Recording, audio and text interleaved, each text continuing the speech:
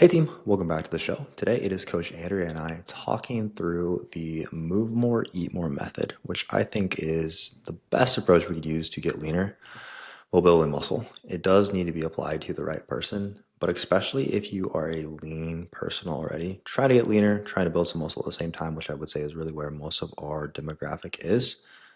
This is by far going to be the best approach for us. Housekeeping stuff, I guess.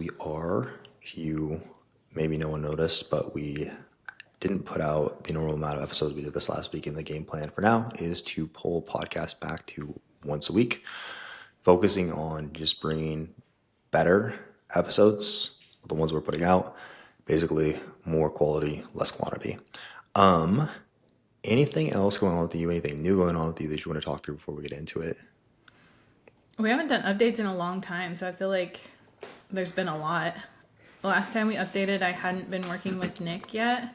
And so I've been having Nick Ridpath, who's been on the podcast, help me with some like core stuff. Just basically my core doesn't function super well. It took me a very long time to feel okay with doing any sort of ab work after having my kids, just because I have diastasis, and so then I just think I made matters worse by not doing anything. And my rotation and flexion are both really weak. So I've been working really hard on those things. And that's been really cool because, first of all, I'm just learning more about it because I'm going through it. But also, that's actually helped with posing, and not even just like the thing that you would expect with getting into the bikini front pose where you're rotating. That's obviously been helpful there. But even just walking and being more like able to rotate and disassociate my hips from my rib cage has actually made that feel way more comfortable and look not quite as awkward. Still looks pretty awkward, but looks starting to look a little bit better. So it's cool how all of that has carried over. Sorry, I didn't realize it was muted. So it sounds like basically you are able to like move and control your whole trunk better. Yeah, so I'm just kind of stiff, and we're doing a lot of work on rotating under load. So some side bends, some wood chops, things like that, and then even like adding a little bit of rotation on my rows and things like that. So basically taking the mobility work that I had been doing and now loading it just to make it a Well, little that's more cool. effective and functional. Yeah. Cool. Huh. Man, I'm excited to meet up in person and kind of see what that looks like. Cool. Okay. Well, anything else on your end? That's the biggest thing. What about you? Honestly, can't really think of a whole lot. I feel like I'm at the moment basically still doing more or less the same thing as I have been. Yeah. Really happy with where I'm at. Still staying quite lean. Nutrition approach, same as before. Building, yeah, going well. Training is still super low volume, but I'm very happy with how this is progressing. Feel very strong, and yeah, I don't think I have a whole lot to update on my end, honestly. Okay. Cool. Should we get into All it? right, let's get into the episode then. So again, I think that this approach, and we'll talk through kind of this move more, eat more approach, what it is, why it works, some research that backs it alongside like the physiological reasons why this makes so much sense. Then we'll actually work through kind of application and a few different client case studies starting in very different places as far as like where this might make more sense versus where a different approach might make more sense. But to kick things off, we need to really first, like when we're talking about this move more, eat more approach and why this is so effective, we need to understand the concept of energy flux. So energy flux is basically the relationship between the amount of calories you consume and the amount of calories you burn in a day, right? So what is that like turnover between how much is coming in and how much is going out? Now, a lot of people, why this is so important is a lot of people, especially I would say like already relatively lean women trying to get leaner, get stuck in kind of this low flux trap. So let's look at it like this. An example of what like us being living in a state of low energy flux could look like is, let's say you only eat 1400 calories, but you only burn 1400 calories in a day. Thus, we are still at kind of like our homeostatic point. We're not eating a whole lot. We're still not losing. But the problem here is if we're stuck, actually, on the flip side, like an example of high flux would be, let's say you eat 2,500 calories a day, which you also burn 2,500 calories in a day. And that same person might be able to achieve either of those ranges, right? So we could have like Andrea could like be more sedentary and just maintain on 1,400 calories a day, or be more active and maintain on like 2,500 calories a day. Her range might not be that big, but you get the idea here. So like most humans can exist and maintain, lose fat, whatever we're looking at in like more of a low flux state or more of a high flux state. Now, again, to bring it back to this low flux trap, a lot of especially lean women get leaner to get stuck in this kind of move less, eat less approach. The problem is because you have a smaller frame, we have lower total calorie needs for fat loss, right? Your basal metabolic rate will be lower. Just the calories we need to survive, exist, maintain your body fat, lose is going to be lower if you're like 5'2" and 130 pounds versus if you're 6 foot and 200 pounds. But we very easily run into then on lower calorie intakes. It's harder to get your micronutrient needs, which in turn leads to things like your thyroid, sex hormone downregulating, which further hurts body composition. We have higher hunger, less room for overall food, less room for satiety. Micronutrients are an important part of satiety. We don't have as good a fuel for hard training and recovery. There is a larger element of psychological restriction because we are just eating such little food. And especially if we're hitting our micronutrient needs, we're probably very much focused on like, well, everything that I have to eat has to be quite specific to hit these needs. And I also think this is really like why so many chronic dieters exist, where this person's like always trying to diet and never really making progress. Or a large reason why is, again, we're just kind of stuck in this low flux trap. So again, on the flip side, the same person could potentially exist in okay, I'm like, let's say that person's just maintaining there. Okay, I am eating 2,500 calories a day, but I'm also burning 2,500 calories a day. And we can correct so many of those things, which we'll talk through a little bit more later on. But basically, like the goal with this move more, eat more approach is to shift someone to a state of high energy flux. We're basically using movement as a type of like calorie lever, like a calorie funnel. So you can eat more while losing or maintaining. So we're getting leaner or maintaining body composition, eating more food. Anything to add there before we continue? A lot of people do this fairly naturally by just having high meat. But if that's not the case for you, like if you tend to, or if you have an office job, for example, where you're kind of tied to a chair, then you kind of have to put this more intentional movement in order to create that higher flux lifestyle. But there's all sorts of like health improvements that come along with this. Like you said, psychological improvements. And if somebody is in such a low flux state, it almost feels like you have to white knuckle it all the time with your food. And that's, I think, something that can lead to burnout for people. Like you said, chronic, that's why chronic dieters exist. I really think that a lot of that is like, I can't maintain this low of intake anymore. And you have to go even lower if you want to see fat loss.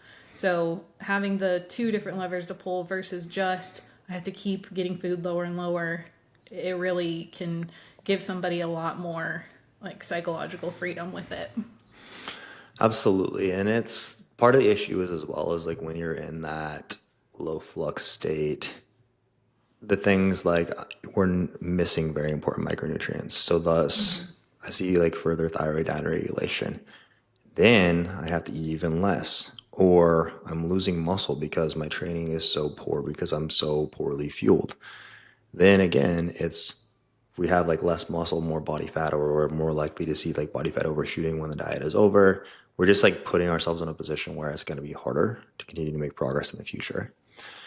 Now, I do think this begs the question, doesn't it just all come down to calories in versus calories out? So, for example, if I'm burning 1,700 calories a day and eating 1,200, I'm in a 500 calorie deficit. The same is true if I'm eating 1,800 calories and burning 2,300 calories a day.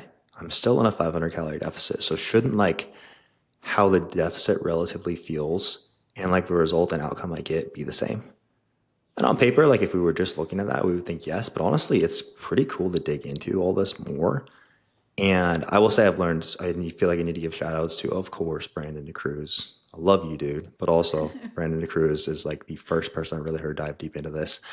Jean Berardi talked about the G Flux concept. Yeah, that's where I first heard about it. And then the Muscle Nerds team, Luke Lehman, I've learned a lot about this as well. So I feel like most of my knowledge on this has really come from them. So shout out to them. They're great resources on this also.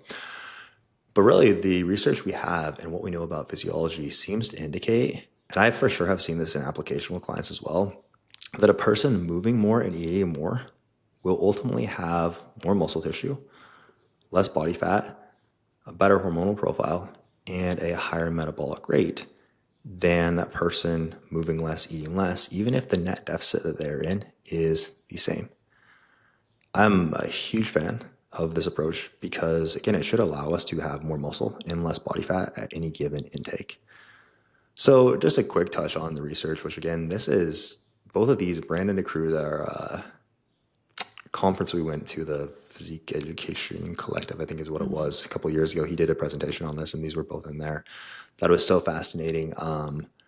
Which we have like a 2-part podcast series on that we recorded on this, I believe, as well, that I'll link up in the show notes also.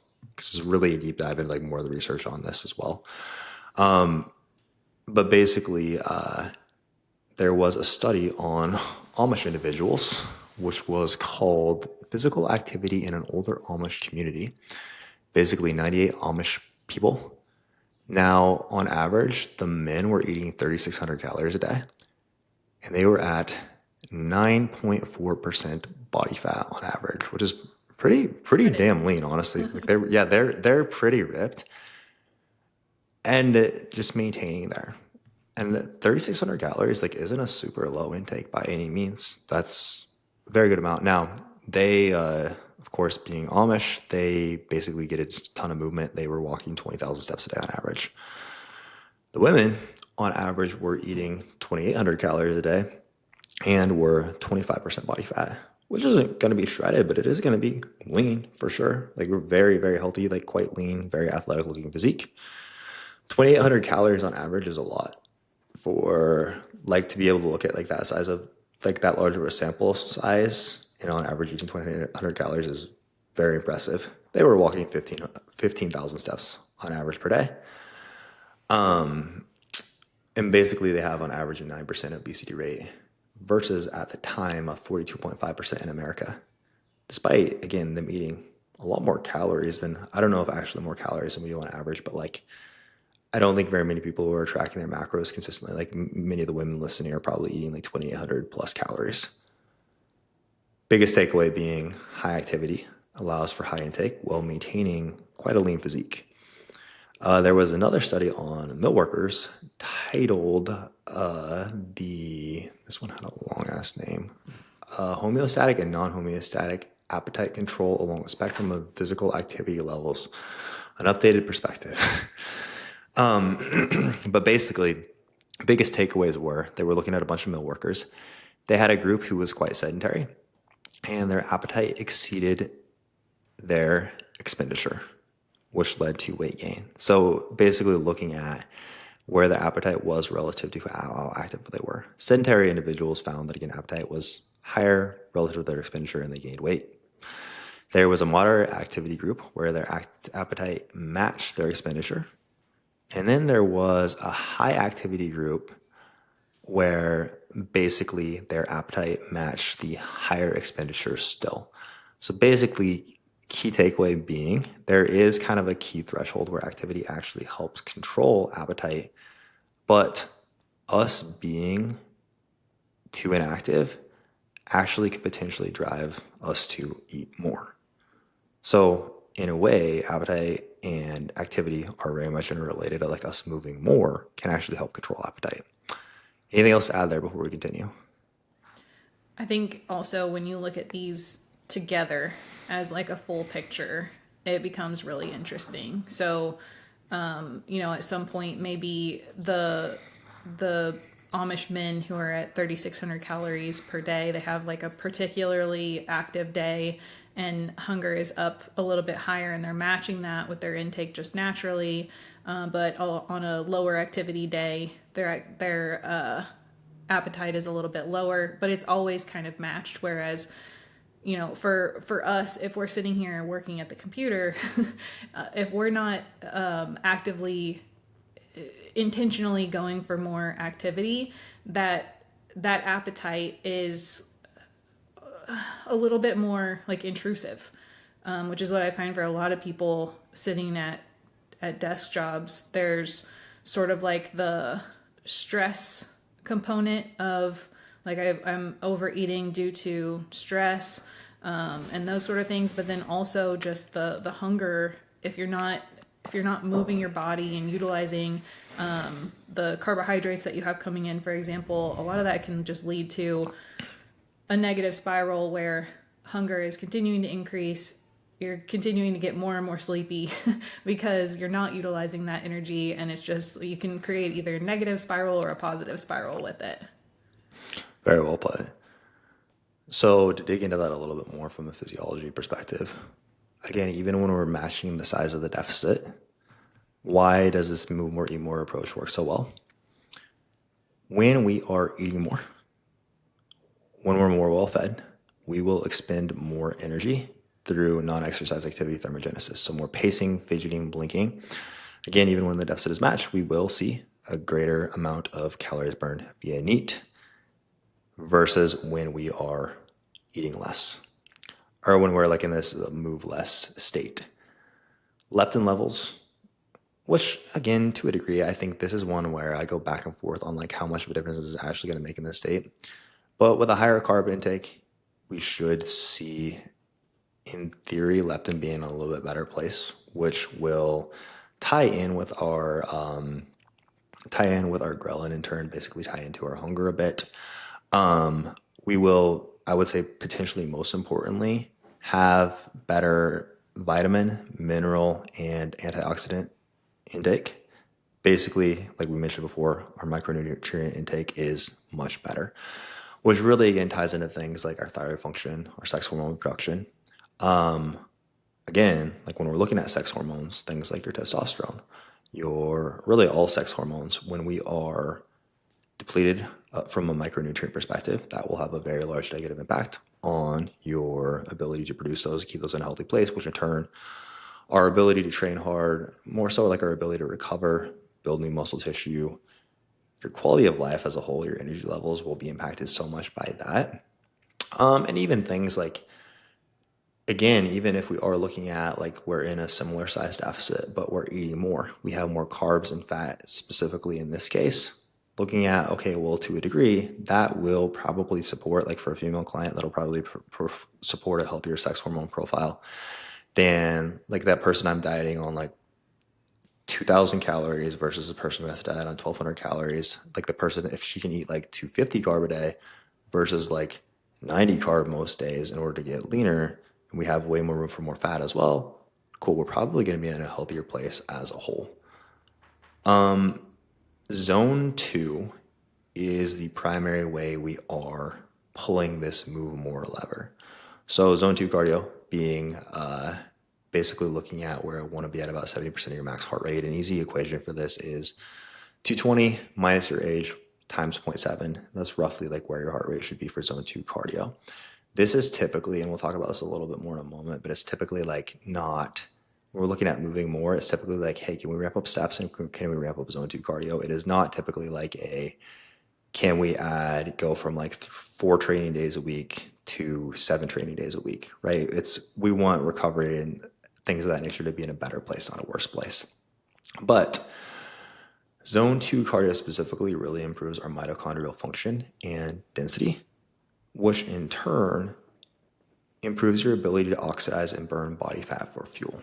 We'll talk about this in one of the case studies I mentioned a little bit later on, actually, but especially for like individuals with a lot of body fat, one of the biggest challenges for those people is oftentimes they are not very good at using fat for fuel.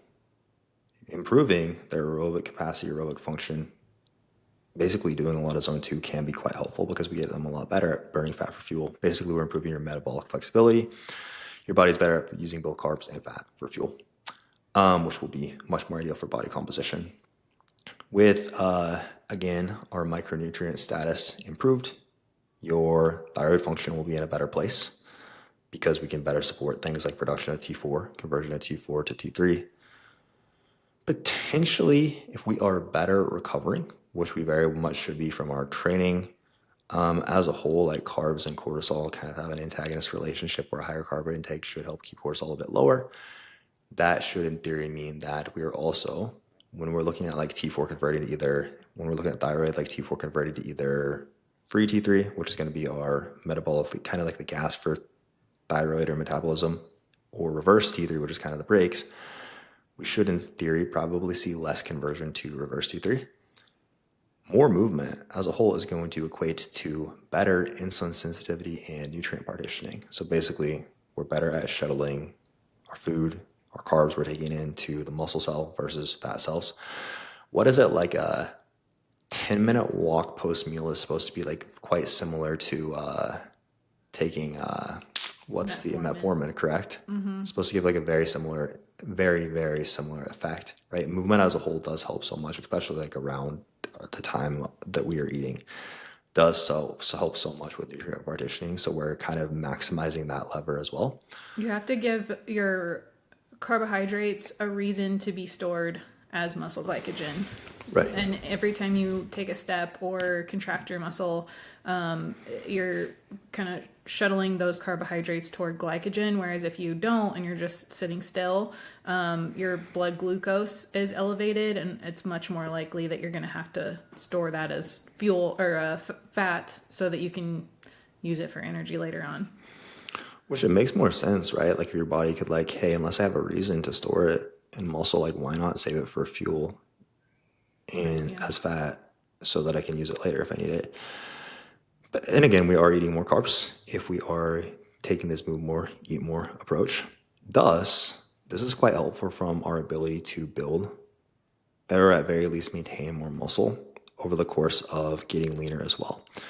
Muscle glycogen stores, carbs stored in the muscle, are going to be more full, which is going to allow us to train better, train harder. Especially again, if we're looking at like we can eat a considerable amount more food. When it comes to carbs, basically if our glycogen levels are too depleted in a muscle tissue, we will really struggle to be able to recruit and fire all fibers in the tissue, and we won't get the same stimulus. We won't get the same output. It'll make it a lot harder for us to create the muscle building signal we want.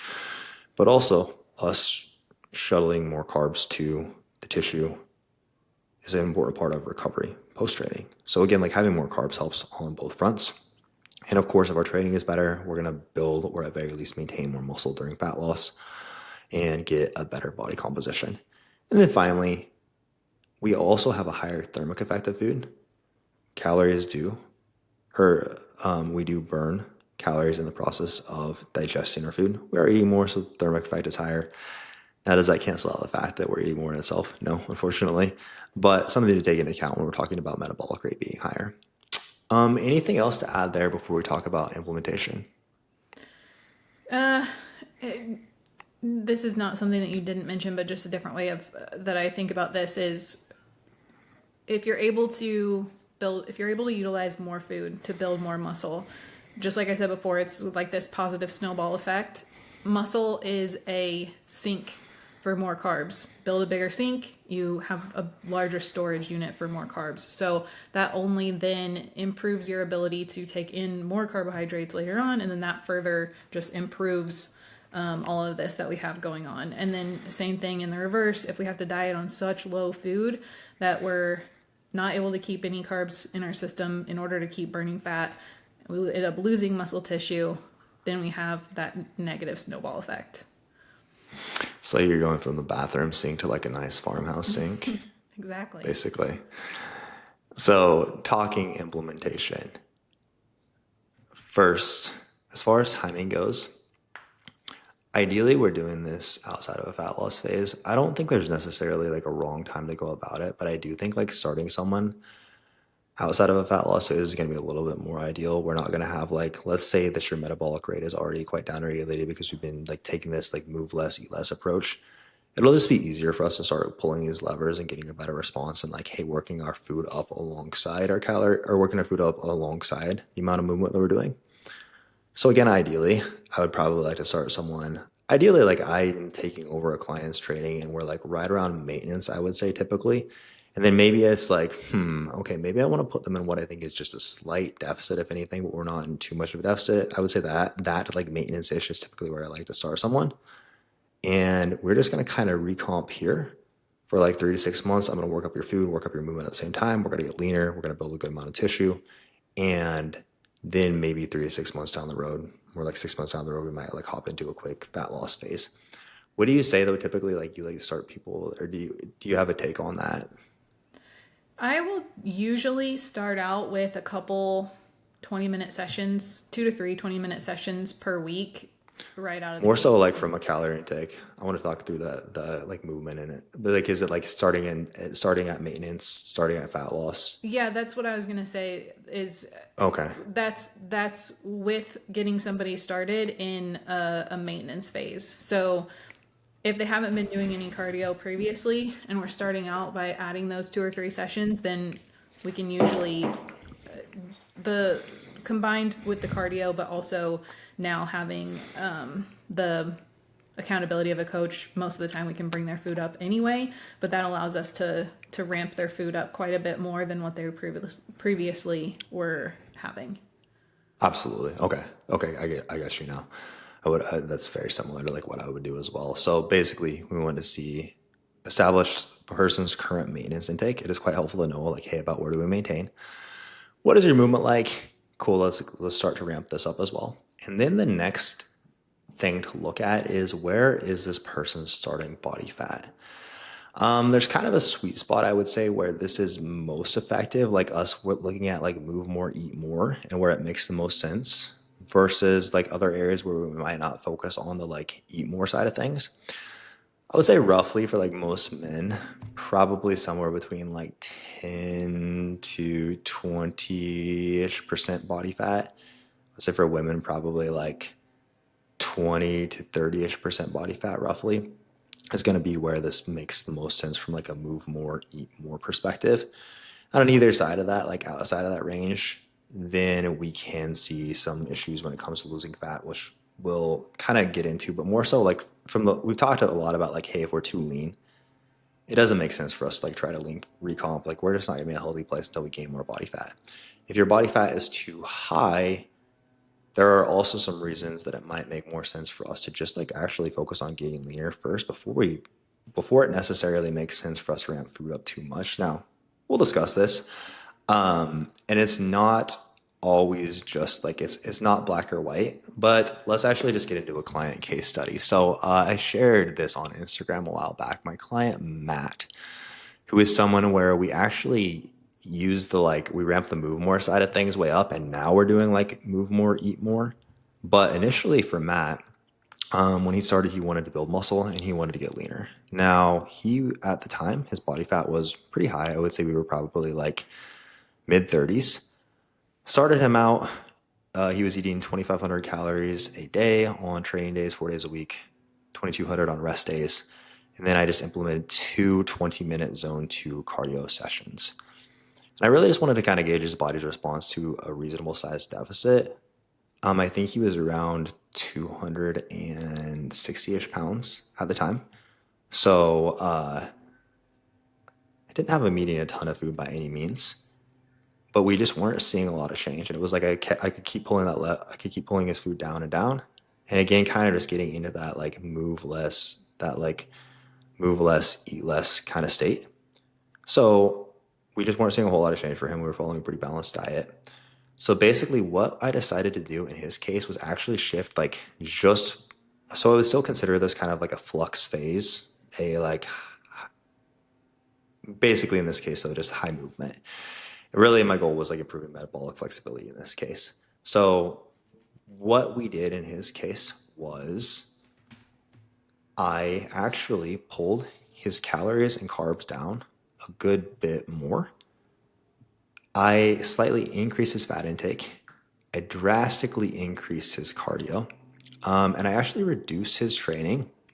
We went from like more standard hypertrophy training 4 days a week to 3 days a week, lots of supersets and short rest times, so he couldn't fully recover between sets. Now, this is like counter to what like typically like how anyone would approach like both like low carb and like doing lots of supersets, and it was like counter to like how most people would want to approach this. But let me talk through, and it worked extremely well.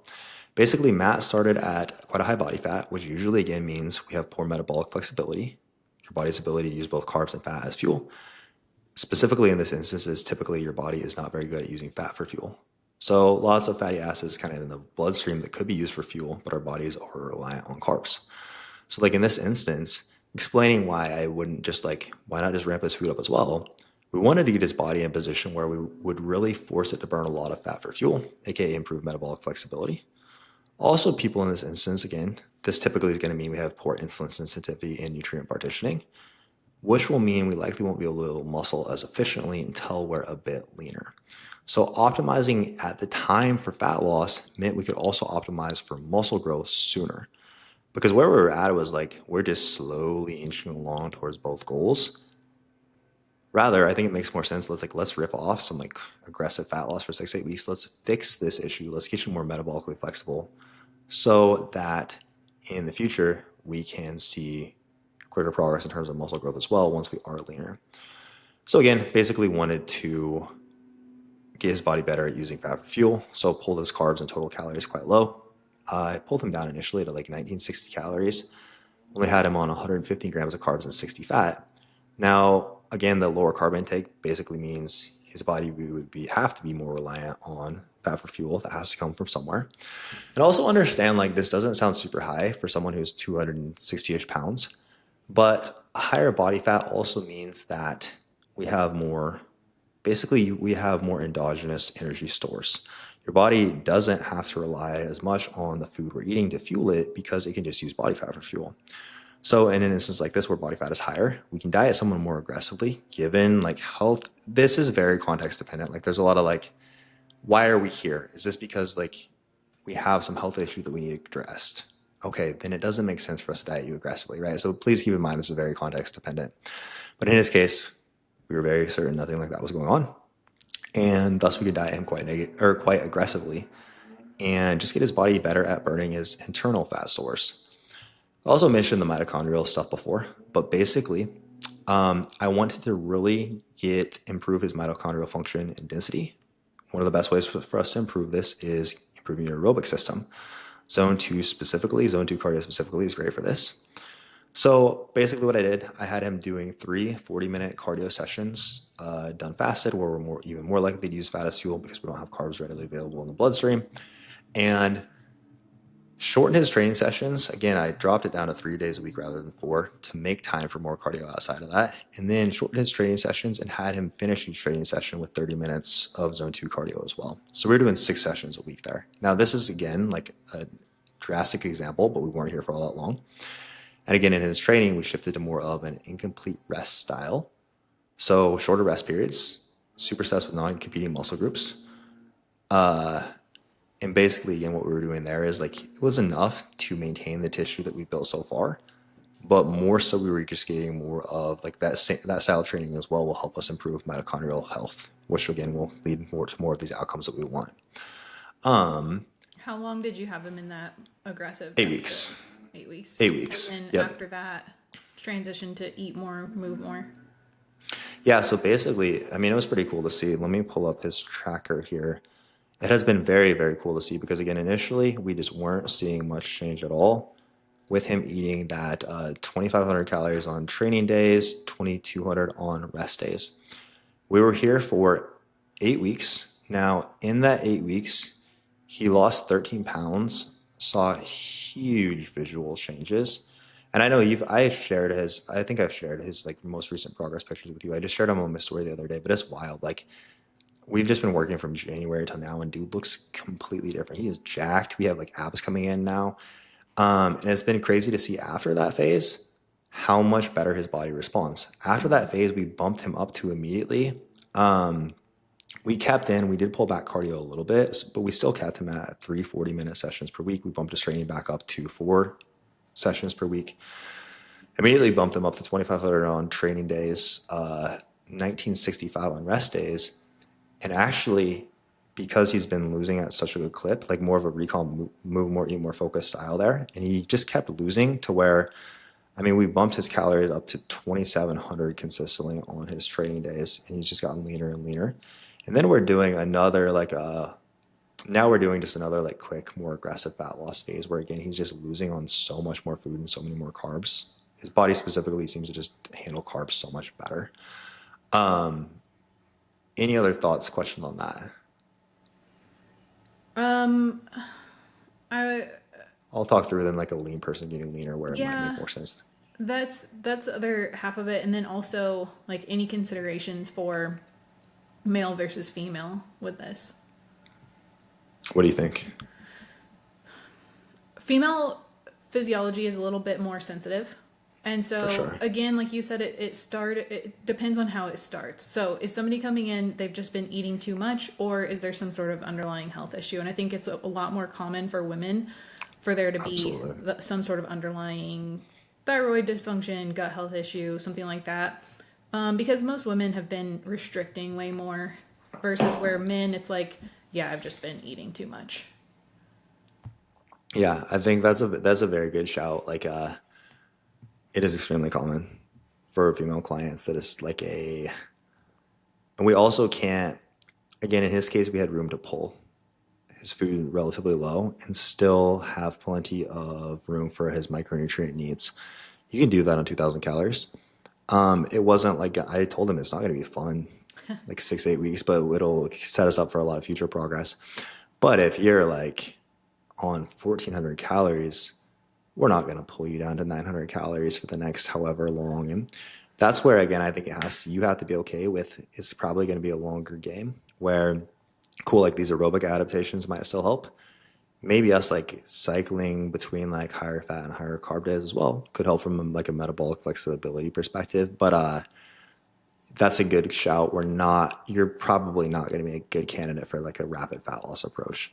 That's the thing about it is like it's not an extremely common case because a lot of times, at least with our demographic, there's a lot more going on than just like, oh yeah, I was really just eating way too much. Yeah, it is fun whenever that's the case and you can just see such fast progress like that though. And as a whole, I would say that's part of why we talk so much about like female specific things on this Yeah. podcast is a lot of that, as well as just the difference between like dieting men versus dieting women, where really a lot of times you can just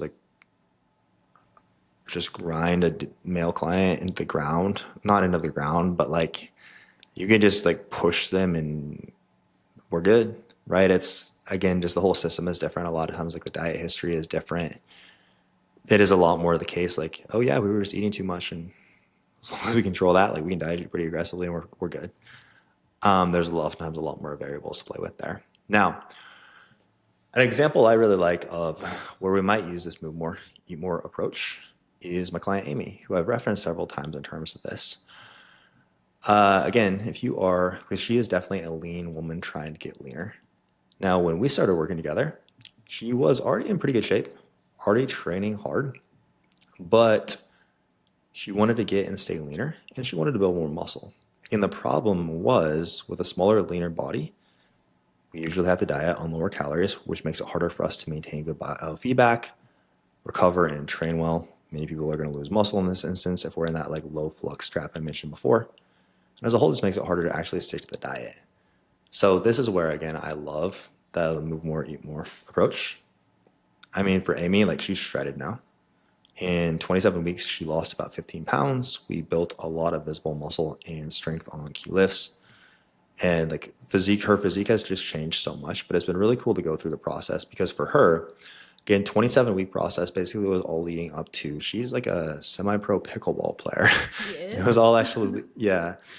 Um, and it was leading up to an event where she wasn't like playing at it actually, but she like was gonna be there and just wanted to look good. And it was kind of like summer as a whole. That was just kind of one of our things on the table. Yeah, super cool. She was like, I don't want to talk about it because I'm embarrassed by it. And I was like, why didn't you tell me this? Like, that's so cool. I love it. But anyways, the first 18 weeks of this process was really cool because we were basically just ramping up food the entire time. So saw a ton of body recomposition here.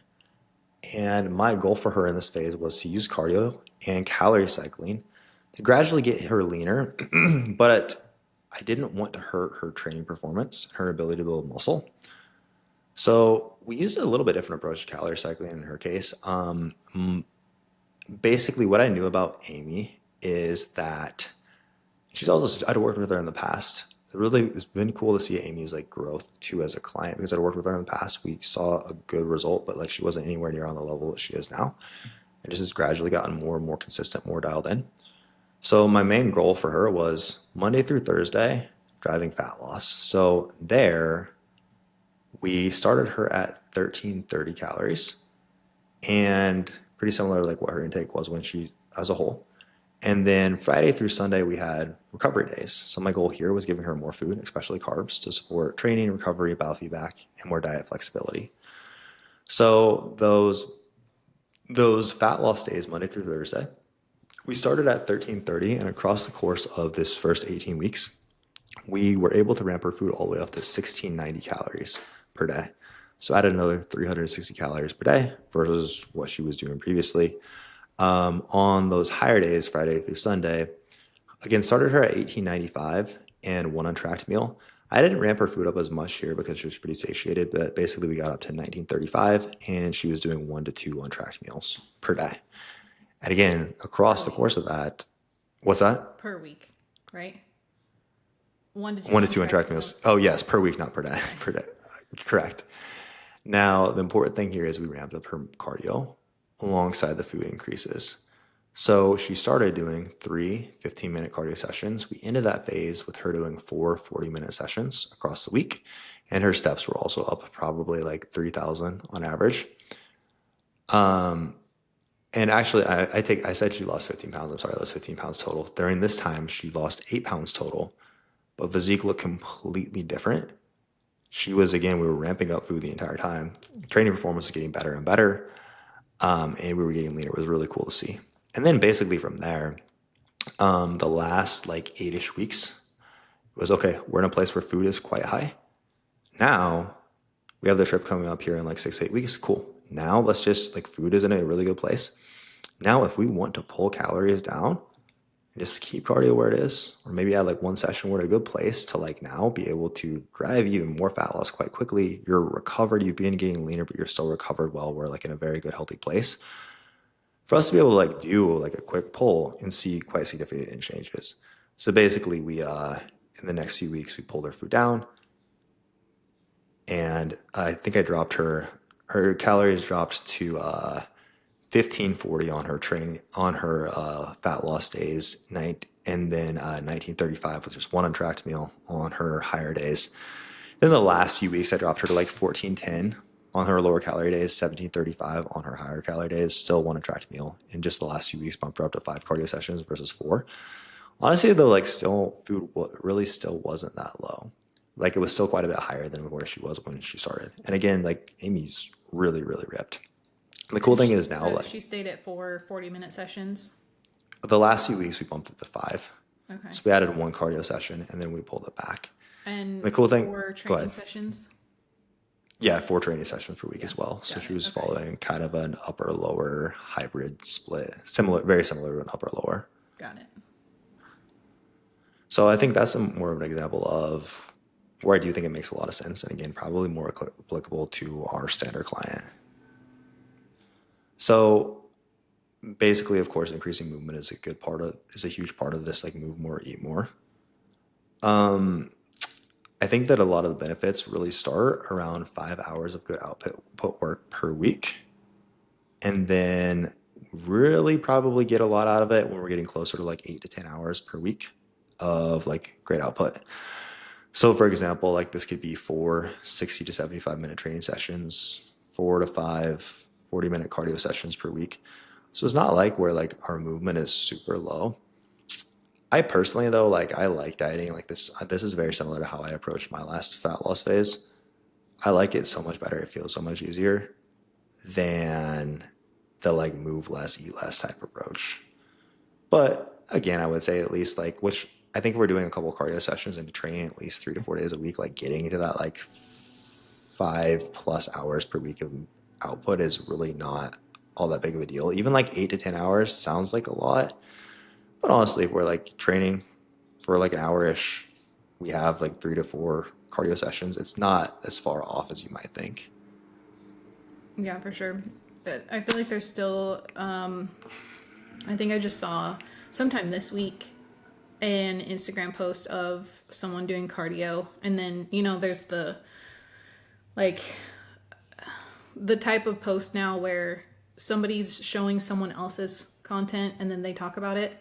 It was that sort of thing. And the person came in and said, we could also just reduce your calories by this much and it would be so much easier. Where that makes sense whenever you say it, but in practice, at some point it is way more difficult to continue pulling your food down. And it's also, as we've talked about throughout this episode, it's just not the same. It's just not the same sort of physique outcome or health outcome that you get if you just keep on pulling your food down versus adding more activity in. I think specifically for the demographic we work with, like a lot of clients starting with us are coming from a place where, okay, like I saw good progress in my first year or two, listening to like the more general advice, like, and that is like a lot of like the loudest, like the big accounts, even like a lot of the like evidence based, like, hey, this guy seems like a super good guy and they do have great intentions. But a lot of times they're like, and I think they're speaking to someone who is just like Let's make it as uber brain. easy as possible. Correct. And like, let's make it as simple as possible, which I can appreciate.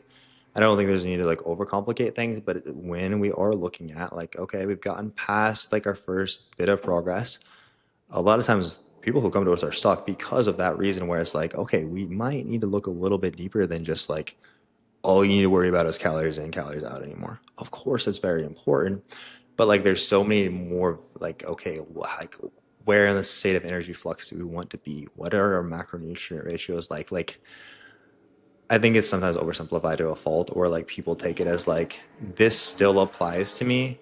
When like as you level up, of course, like Exactly. calories in, calories out still applies, but like we probably need to look at more nuances It to will only get continue to you get so to a higher far. level. Correct.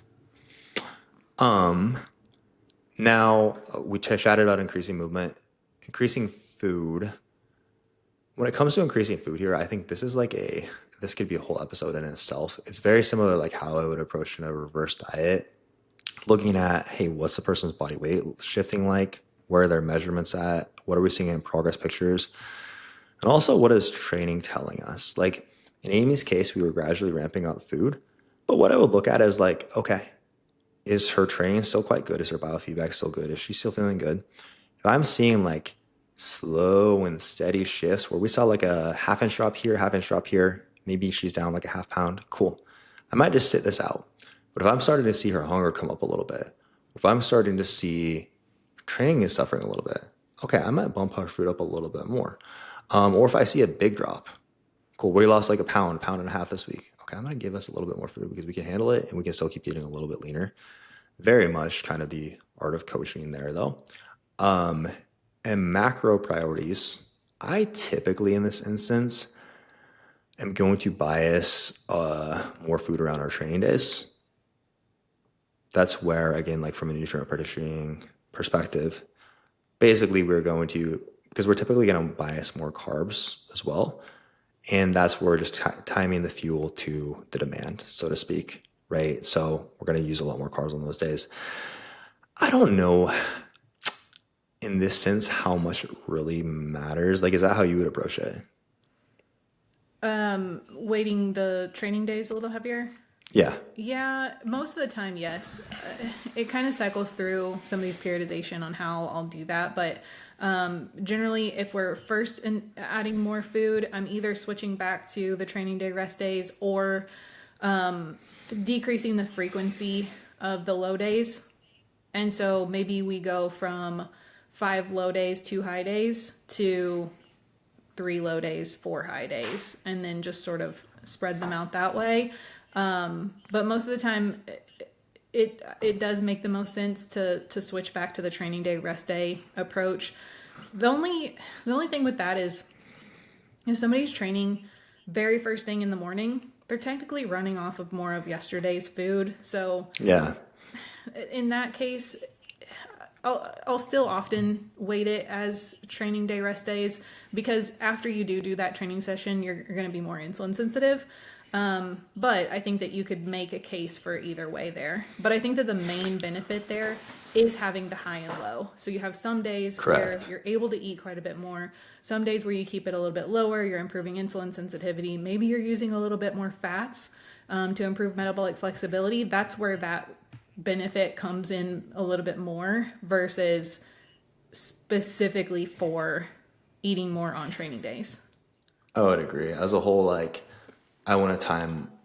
I do typically want to weight more food around their training sessions, but as you said, that might be, hey, this person's training super early in the morning, so maybe it is like, hey, maybe later in the day prior, that's when we're having like more of our carbs, and then post workout, we're making sure we're having plenty of carbohydrate as well. But I again don't think that like the training day rest day, as much as like the cyclical approach to the nutrition as a whole, is nearly as important. I guess finally, when it comes to the carryover to maintenance and what this looks like, it is a good idea to keep movement high. And a lot of times, again, like we might just be recomping right around maintenance. So, like in Amy's example, now how we want to approach this is going to be dependent on the person. I'll typically talk through like, hey, how much cardio like do you want to keep in? How much do we enjoy this? And if we enjoy keeping it in, there's nothing wrong with us keeping in a decent amount. So, like in her case, what we still have her doing, she's like, I love my cardio sessions. Okay, cool. I'm just gonna pull you back to 40-minute sessions a week. She loves keeping it in. And like right now, but also she's like in Michigan for the summer. They have like a lake house or something to sort out there and just like chilling, laying low. So plenty of time to do all these things. So basically, she also wanted more food flexibility. So I mean, for her, we just have her, okay, 2 days a week, we have lower food days. She also wanted to stay lean. So 2 days a week, we have lower food days. 5 days a week, we have her at 1920, which she weighs 112 pounds. Oh yeah, So she's that's quite a bit quite, for her weight then. and she's ripped too. Wait, no, she weighs 119 pounds, excuse me, but still quite lean. Yeah. 5 days a week, we're eating 1920, and she also has 2 to 3 untracked meals per week. How So often are you going that high with cardio in a maintenance phase? I have a decent amount of people transitioning out of fat loss where their cardio was higher. And we'll talk through like, hey, how much do you enjoy this? Do you like doing it? Do you want to pull this back? And we're okay with like how this might impact food. I have like a decent amount of people though who would like really like just like 3-4 days a week. And I don't, especially like 3 days a week, I find for most people, if we're only training 3 to 4 days a week, it's pretty doable. But it is for sure dependent on the person. There are some people who just don't have the time capacity for it. And it's not my priority over training, right? I would rather us like, unless you getting more jacked isn't a priority and it is really about like the leanness, I would choose training over that. So, I mean, how often am I doing it? Honestly, I find most clients are pretty up for it. So, like, at least like 3 days a week pretty consistently, but it still Of just like varies 40 by the minutes? person. Yeah, 30 to 40 minutes. Okay. I do to pull people back to like 20 minutes in maintenance. And my thought there is it's very manageable to add on, even if we need to do it post training. It still gives you across the week an hour or so of cardio along with training.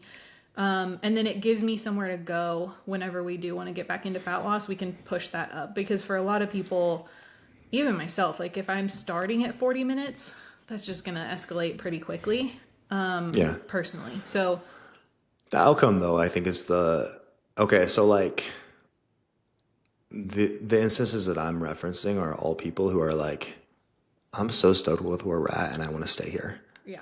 That's my big goal. I don't see us like having to go through another fat loss phase. We're not going to go through like a like building phase where we have to build up a whole lot of body fat that we need to lose. Like it is very much like, hey, my biggest priority right now is staying leanish and like I want to recomp and whatnot within what I can. So that's more so where my head is at. Like if I was coaching you or like someone who's like, we're going all in on building, this isn't how I would approach it either. If I Yeah, see okay. like if I saw a fat loss phase on the horizon And I also have, on the flip side, I have clients in that case where it's like we did pull their cardio way back because if I see another fat loss phase on the horizon, I wouldn't want it. It's more so like this is kind of like our lifestyle protocol. We're looking at like, I've gotten as lean as I want to be. Now, like my number one goal is just I've never been able to stay here. How do we stay here? Got it. Okay. Cool. And I mean, in a nutshell, that is the move more, eat more approach. So, I mean, really it does require patience, but it does really deliver sustainable results. And especially if we can go through like Amy's process where we worked her food up so much to when we wanted to pull calories, we were in such a good place to do so. Just gonna be an ideal outcome. Really fits into our company's broader philosophy of long-term physique development with optimizing health, prioritizing building muscle, and allowing much better outcomes in both those cases. So if you implement this, it will take time. It's not like just the quick fix, but truly I think for so many people, again, especially our demographic, it'll give us such a better outcome in the long term. Anything else you would like to add before we wrap it up? No. Cool. All right, well, as always, we hope you guys enjoyed the episode. If you did enjoy the show, do us a huge favor, leave us a 5-star rating and review. It just helps us reach more people. If you would like to apply to work with our team, hit the link in the show notes, and we will catch you guys next time.